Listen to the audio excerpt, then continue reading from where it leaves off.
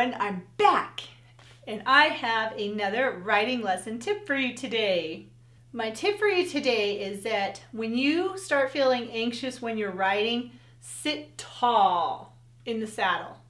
That might sound kind of odd, but the more you do it, the easier it becomes, I promise.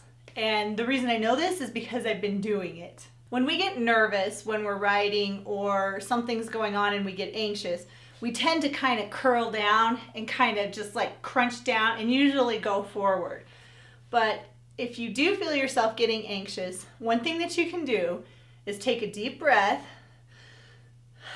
and when you let that breath out, sit up really tall and stretch your legs down further on your horse. That will give you a much safer position than if you're hunched over and leaning forward.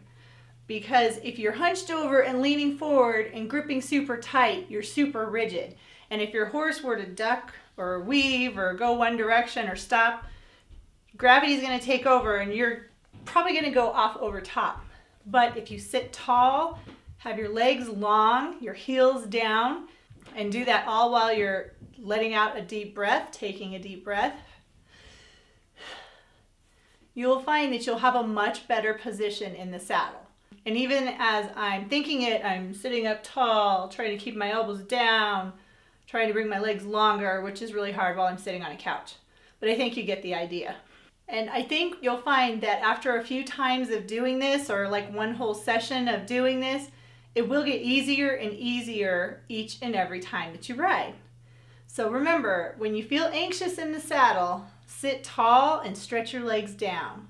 Hopefully that will help you in improving your riding and being the best rider that you can be.